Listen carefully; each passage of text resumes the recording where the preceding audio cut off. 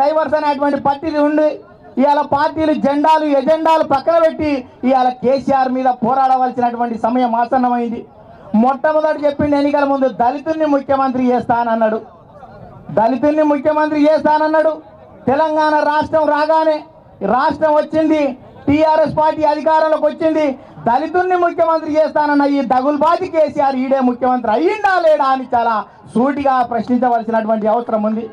అదే రకంగా దళితులకు క్యాబినెట్లో అవకాశం లేదు, మహిళలకు లేదు. దేశంలో భారత రాజ్యాంగం అమల్లో ఉంటే ఇవాళ కల్వకుంట్ల కాన్స్టిట్యూషన్ ఇంప్లిమెంట్ అవుతుంది. ఇవాళ భారత రాజ్యాంగం లేదు ఇక్కడ. ఇవాళ రాజ్యాంగబద్ధంగా పరిపాలన చేయవలసినటువంటి చంద్రశేఖరరావు రాజరిక పరిపాలన చేస్తుండు. మాయా మర్మం లేని మాదిగలు మహిళలకు అవకాశం క్యాబినెట్లో లేదు. ఇవాళ కంటిన్యూతో క్యాబినెట్లో మహిళలను ఎంచుకోలేదా? అంటరాని వాళ్ళని దళితులని క్యాబినెట్లో ఉంచుకోలేదా? ఇవాళ కేసీఆర్ స్పష్టం చేయాలి. నేను చాలా సందర్భాలలో కేసీఆర్ మహిళలకు అవకాశం ఇస్తలేనని అడిగితే చాలా మంది టీఆర్ఎస్లు ఉన్న మహిళలు పోయి కవితను అడిగిరంట. కవితక్క మన క్యాబినెట్లో ఒక్కరన్న మహిళలు లేరంట, జర మీ నాయనకు చెప్పరాదు. ఆమె నిన్న ఆంధ్రప్రదేశ్ పోయి ఉపన్యాసం చెప్తుంది మహిళలు ప్రశ్నించే తత్వం పెంచాలని. ఆమె రాగానే చాలా మంది మహిళలు పోయి అడిగిరంట కవితను, అక్క మన క్యాబినెట్లో మహిళలు లేరంట, జర మీ నాన్నతోటి మాట్లాడరాదు అంటే ఆమె కేసీఆర్ గాడికి పోయి నాన్న మన క్యాబినెట్లో మహిళలు లేరంటే ఒకరికి అవకాశం ఇవ్వరాదంటే ఓ పిచ్చిదానా ఇంట్లో మొగోడోడు పాడైంది అంత ఆడోళ్ళే అనేటువంటి పరిస్థితి ఉందా లేదా అని చాలా స్పష్టంగా చెప్తున్నా. ఇవాళ దళితులకు 3 ఎకరాల భూమి ఇస్తానన్నాడు. ఈ తెలంగాణ రాష్ట్రంలో 12 లక్షల మంది దళితులు ఉండరు. 3 లక్షల మంది దళితులకు భూమి లేదు అంటే 9 లక్షల ఎకరాలు కావాలి. ఎకరం అరెకరం ఉన్న వారికి మరో 1 లక్ష ఎకరాలు కావాలి. మొత్తం 10 లక్షల ఎకరాలు కావాల్సినటువంటి తెలంగాణ రాష్ట్రంలో 3 సంవత్సరాల కల్వకుంట్ల చంద్రశేఖరరావు 3671 మందికి మాత్రమే ఇచ్చాడు. ఈ లోపల 100 సంవత్సరాలు పడుతుంది. ఇది ఎంతవరకు సమంజసమని కేసీఆర్ చాలా సూటిగా ప్రశ్నిస్తున్నటువంటి పరిస్థితి ఈ రాష్ట్రంలో ఉంది. ఇవాళ చాలా మంది మిత్రులు వచ్చిండ్రు, డబుల్ బెడ్రూమ్ గురించి చెప్పిండు. ఎన్నికల ముందు 70 ఇళ్ళు మనకెందుకురా, తెలంగాణ రాష్ట్రం రాని డబుల్ బెడ్రూమ్ ఇల్లు వస్తుందని చెప్పినటువంటి పరిస్థితి చూశాం. అంతకుముందు చెప్పిండు పాడైపోని ఏమిళ్ళు ఆంధ్రోడ్ కట్టించినాయి, ఈ పాడైపోని మేకలేడుంటాయి, కోళ్ళేడుంటాయి, ఆల్మొగలు పండుకుంటే కాళ్ళు బయటికి వెళ్తున్నాయి, మేకలెట్లా కట్టేయాలి, అల్లుడు వస్తే ఆకిట్లా కూర్చున్నాడు. ఇటువంటి పరిస్థితి పోవాలంటే నేను వస్తే డబుల్ బెడ్రూమ్ కట్టిస్తా అని చెప్పిన. సాపుకున్నంత పొడుగు కాళ్ళు సాపుకోవచ్చు, హాల్ ఉంటుంది, కిచెన్ ఉంటుంది, డబుల్ బెడ్రూమ్ ఉంటుంది, టాయిలెట్ ఉంటుంది, పిల్లర్ మీద పిల్లర్ వేస్తా, భవిష్యత్తులో కూడా కట్టుకోవచ్చు అని మస్తు చెప్పి పొంగనాల పోజులు చెప్పిపోయినటువంటి పరిస్థితి. ఇవాళ దాదాపు పాత బిల్లులే 9,47,247 మందికి గతంలో రావాల్సినటువంటి బిల్లులు ఇప్పటి వరకు రాలే. ఇవాళ సమగ్ర సర్వే చేస్తే దాదాపు 22 లక్షల మంది ఈ తెలంగాణ రాష్ట్రంలో ఇండ్లు లేని కుటుంబాలు ఉన్నాయి. ఇవాళ 22 లక్షల కుటుంబాలకు ఇవ్వవలసినటువంటి చంద్రశేఖరరావు 150 కోట్లతోటి తను గది నిర్మాణించుకున్నాడు. ఇవాళ ఈ రాష్ట్ర వ్యాప్తంగా 3 సంవత్సరాల కేవలం 1287 మందికి మాత్రమే ఇళ్లు కట్టించినటువంటి దౌర్భాగ్య పరిస్థితి ఉంది. ఈ లెక్కన ఎన్ని వందల సంవత్సరాలు కడుతుందో డబుల్ బెడ్రూమ్ ఇల్లు రావాలంటే మనం ఆలోచించవలసినటువంటి అవసరం ఉంది. ఇవాళ టీఆర్ఎస్ నాయకులు బ్రోకర్ మాటలు చెప్తూ జోకర్ చేష్టలేస్తూ ఇవాళ ETV, Zee TV, Maa TV, Mee TV, Star TV, Udayam, Madhyahnam, Vaartha, Prabha, Chronicle, Express, AP Times, UP Times పత్రికల మీద యాజమాన్యంతో భయభ్రాంతులకు గురి చేసి జర్నలిజాన్ని భయపెట్టి తన అనుగుణంగా రాయించుకునేటువంటి దౌర్భాగ్య పరిస్థితి రాష్ట్రంలో ఉంది అని ఈ సందర్భంగా మనం చేస్తున్నా. ఎన్నికల ముందు చెప్పాడు ఉద్యమ సమయంలో గలగల పారే గోదావరిని చూస్తే నా కడుపు తరక్కపోతుంది, కాలడ్డం పెడితే తెలంగాణ సస్యశ్యామలం అన్నాడు. ఇలా కాలడ్డం పెట్టరా అంటే కాలు పెట్టను, పంపులు పెడితే కానీ పైకి నీళ్ళు వస్తాయని చెప్పేటువంటి పరిస్థితి ఉంది. ఇవాళ మనం అందరం ఆలోచించవలసినటువంటి అవసరం ఉంది. ఓ తొంట్లు మాసినోడు హరీష్ రావు రోజు ఇక్కడనే తిరుగుతుండు. అరే ఓ హరీష్ రావు, తాడి చెట్టు పెరిగినట్టు పెరిగినావు, నీ మోకాలలో ఏమన్నా దిమాకు ఉందా అని చాలా సూటిగా అడుగుతున్నా. తెలుగుదేశం పార్టీ మీద విమర్శలు చేస్తున్నటువంటి ఓ హరీష్ రావు దాదాపు తెలంగాణ రాష్ట్రంలో 72 నియోజకవర్గాల్లో 1,00,000 ఎకరాలకు నీళ్లు ఇస్తానన్నాడు. అధికారంలోకి వచ్చిన తర్వాత 90% పూర్తయినటువంటి ప్రాజెక్టులకు నీళ్లు ఇవ్వకుండా ఇవాళ 1000 కోట్లు ఖర్చు పెడితే పాలమూరు జిల్లాలో 8 లక్షల ఎకరాలకు నీళ్లు వస్తే అది పక్కన పెట్టేసి 35,000 కోట్లతోటి పాలమూరు రంగారెడ్డి ప్రాజెక్టును చేపట్టాడు. ఇవాళ 1,00,000 ఎకరాలకు నీళ్లు ఇస్తానంటుండు. అరే ఓ సన్నాసి హరీష్ రావు, ప్రభుత్వ లెక్కల ప్రకారమే ప్రభుత్వం యోగ్యమైనటువంటి భూమి వ్యవసాయానికి అనువైనది 1,10,00,000 ఎకరాలు ఉంది. గత ప్రభుత్వాలు 58 లక్షల ఎకరాలకు గతంలోనే నీళ్లు ఇచ్చాయి. ఇవాళ నిర్మాణంలో ఉన్నటువంటి ప్రాజెక్టులు పూర్తయితే మరో 30 లక్షల ఎకరాలకు నీళ్లు వస్తుంది. ఇక మిగిలింది నువ్వు ఇవ్వవలసింది 22 లక్షల ఎకరాలకు. ఇవాళ గత ప్రభుత్వాలు ఇచ్చినటువంటి నీళ్లను కూడా తన ఖాతాలో చూపించుకునేటువంటి పరిస్థితి ఉంది. తెలుగుదేశం పార్టీ గతంలో 9 సంవత్సరాల అధికారంలో ఉన్నప్పుడు కోస్తాకు, ఆంధ్రాకు, రాయలసీమ కంటే ఎక్కువ తెలంగాణ ప్రాంతానికి నీటి కేటాయింపులు చేసింది. ఇవాళ కోస్తాంధ్రకు 2325 కోట్లు కేటాయిస్తే, రాయలసీమకు 3510 కోట్లు కేటాయిస్తే, తెలంగాణకు 4556 కోట్లు కేటాయించింది. ఈ లెక్కలు ప్రభుత్వం దగ్గర ఉన్నాయి, చూసుకోమని నేను చెప్తున్నాను. ఇవాళ దేవాదుల, కల్వకుర్తి, నెట్టెంపాడి, ఏఎంఆర్, భీమా, కోయిల సాగర్ అన్ని ప్రాజెక్టులు మనం వచ్చాకే ప్రారంభించాం. ఎస్ఆర్ఎస్పి స్టేజ్ 1, స్టేజ్ 2కు 1500 కోట్లు ఖర్చు పెట్టింది మనం 228 కోట్లతోటి.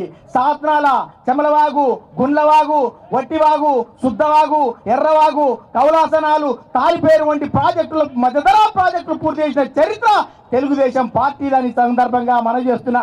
ఇవాళ వచ్చి హరీష్ రావు ప్రాజెక్టు కాడ పండుకుంటూ బెడ్ లైట్ వేసుకొని, అరే ఓ సన్నాసి హరీష్ రావు బెడ్ లైట్ వేసుకొని పండుకుంటే ప్రాజెక్టులు పూర్తి రావుగా, చంద్రబాబు నాయుడు ఫ్లడ్ లైట్ వేసి పని చేస్తే ప్రాజెక్టులు పూర్తి అవుతున్నాయని ఈ సందర్భంగా నేను మనవి చేస్తున్నా. ఇవాళ యువకులు చాలా మంది వచ్చారు. తెలంగాణ ఉద్యమంలో పాల్గొన్నటువంటి యువతకు ఉపాధి లేదు, యువతకు ఉద్యోగం లేదు, యువతకు పెళ్లిళ్ళు లేవు, యువతకు పెట్టుబడి లేదు, యువతకు ఆదాయం లేదు, యువతకు ఆసర లేదు, బ్రతుకు భారం, భవిష్యత్ అంధకారం, డ్రింక్స్ కో, డ్రగ్స్ కో, డ్రమ్స్ కో అలవాటు పడి గలుస్తూ గల్ఫ్ తిరగబోతున్నటువంటి పరిస్థితి. ఇవాళ తెలంగాణ రాష్ట్రం వస్తే లక్షలాది ఉద్యోగాలు వస్తాయన్నాడు. తల్లి తెలంగాణ పల్లకి మోద్దామన్నాడు, వీని పల్లకి మోపించుకున్నాడు. నిరుద్యోగులను ఆశల పల్లకి ఎక్కించి కేసీఆర్ అధికార పల్లకి ఎక్కినటువంటి పరిస్థితి ఉంది. ఇవాళ 2.5 లక్షల ఖాళీలు ఉన్నట్టు ఆర్థిక శాఖ అంచనా వేసిన 107,774 పోస్టులు ఖాళీలు ఉన్నట్లు ప్రభుత్వమే అసెంబ్లీలో ప్రకటించిన పత్తాలేని నోటిఫికేషన్లు. కానీ పదవులతో కేసీఆర్ కుటుంబం నిండింది. ఇవాళ కేసీఆర్ కుటుంబం ఇస్తే 4 ఉద్యోగాలు, ఆయన ముఖ్యమంత్రి, అల్లుడు మంత్రి, కూతురు ఎంపీ. ఇవాళ జర మా పెద్దమ్మ లేస్తలేదు, కానీ లేస్తే రాజ్యసభకో లోక్సభకో పంపుదామనేటువంటి పరిస్థితి ఉంది.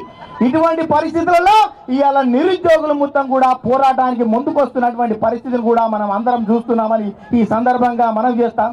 చాలా మంది వచ్చి పెన్షన్ల గురించి చెప్తుండ్రు. పెన్షన్లు అంటేనే టెన్షన్ పడే అటువంటి పరిస్థితి ఉంది. ఈ 70 ఏళ్ళ వయసులో ముసలమ్మకి ఇస్తే ముసలాయనకి ఇస్తలేడు, ముసలాయనకి ఇస్తే ముసలమ్మకి ఇస్తలేడు. ఈ పెన్షన్ డబ్బుల కోసం 70 ఏళ్ళ వయసులో ఆల్మొగలు కొట్లాడుకొని విడాకుల కాడికి వస్తున్నటువంటి పరిస్థితి ఉందా లేదా అని ఈ సందర్భంగా మనం చేస్తున్నా. ఇదే పాత మహబూబ్ నగర్ జిల్లాలో బిజినపల్లి మండలంలో రామకృష్ణ అనే వికలాంగులు తనకు పెన్షన్ రాలేదని బిజినపల్లి ఎండిఓ కార్యాలయం ముందే ఆత్మహత్య చేసుకున్నాడు. మహబూబ్ నగర్ లో వనపర్తి నియోజకవర్గంలో వనపర్తిలో నరసింహారెడ్డి అనే వ్యక్తి లైన్ లో నిలబడి పింఛన్ కోసం ఇవాళ హార్ట్ అటాక్ తో చనిపోయిండు. హైదరాబాద్ లో అజం ఖాన్ చనిపోయిండు. నిజామాబాద్ లో తాడ్బాయి మండలం ముందు ఒక మాజీ సర్పంచ్ పైడి నరసింహారెడ్డి కూడా ఆత్మహత్య చేసుకున్నటువంటి దౌర్భాగ్య పరిస్థితి ఉంది. ఇవాళ వికారాబాద్ జిల్లాలో 2 మహిళలు అంట పింఛన్ కోసం అప్లై చేసుకున్నారు. భర్తలు చచ్చిపోతే వాళ్ళు అప్లై చేసుకున్న తర్వాత చాలా రోజులు అయ్యింది, పింఛన్ వస్తలేదు. ఎంఆర్ఓ కాడికి పోయి అడిగిందంట, ఎంఆర్ఓ సార్ నాకు పింఛన్ వస్తలేదు ఎందుకు అంటే, మా సమగ్ర సర్వేలో తేలింది మీకు భర్తలు ఉన్నట్టు తెలిసింది అంటే, నీ పింఛనొద్దు గించనొద్దు నా మొగరి చూపిద్దురా 2 మహిళలు గుంజినటువంటి దౌర్భాగ్య పరిస్థితి ఉందా లేదా అని సందర్భంగా నేను మనవి చేస్తున్నా. అందుకనే ఇవాళ చాలా మంది రైతులు వచ్చిర్రు. ఇవాళ అన్ని సమస్యలు కూడా చర్చించాలి. సన్నాసులు రోజులు టీవీలలో ప్రకటనలు ఇస్తుండు, ఏమో జరిగిపోతున్నట్టు చెప్తుండు.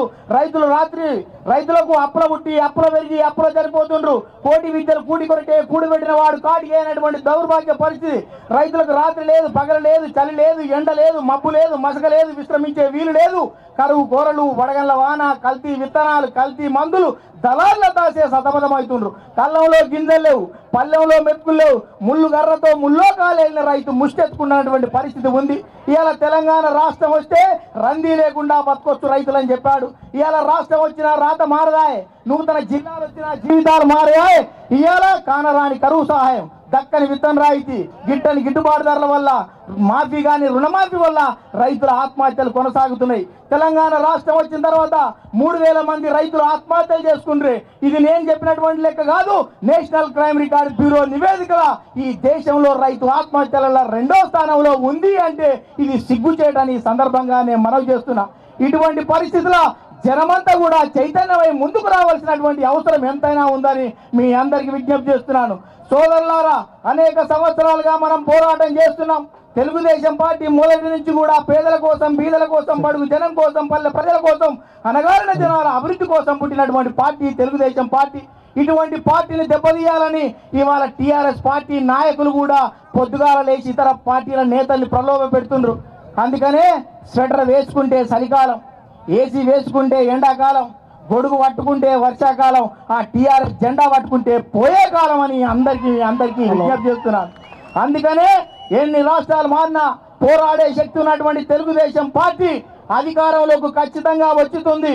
అన్ని వర్గాలను సమయాత్తం చేసి మనం ముందుకు పోవలసినటువంటి అవసరం ఉందని మీ అందరికీ విజ్ఞప్తి చేస్తూ, ఇవాళ కులాల పేరిట, మతాల పేరిట, వర్ణాల పేరిట, వర్గాల పేరిట, ధనికుల పేరిట, దరిద్రుల పేరిట, అల్పుల పేరిట, అధికుల పేరిట, జిల్లాల పేరిట, కిల్లాల పేరిట, రాష్ట్రాల పేరిట, రాజధానుల పేరిట విభజితమవుతున్న మనం అందరం ఏక తాటిపై నిలబడి మనం పోరాటం చేయవలసినటువంటి అవసరం ఉందని మీ అందరికీ విజ్ఞప్తి చేస్తూ, ఆశలు కూడా మనకు ఈ తొందరలోనే తెలిసాయి.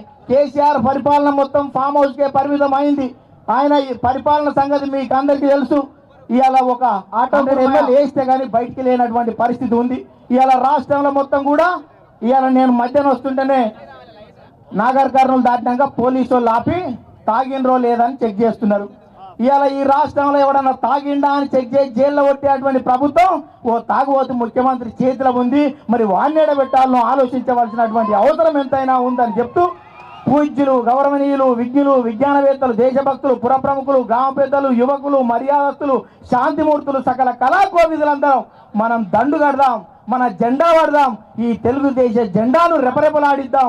మనం అలుపెరిగినటువంటి పోరాటం ఈ కేసీఆర్ ప్రభుత్వంపై చేయవలసడానికి సిద్ధం కావాలని మీ అందరికీ పిలుపునిస్తూ ముగిస్తున్నాను. ధన్యవాదాలు.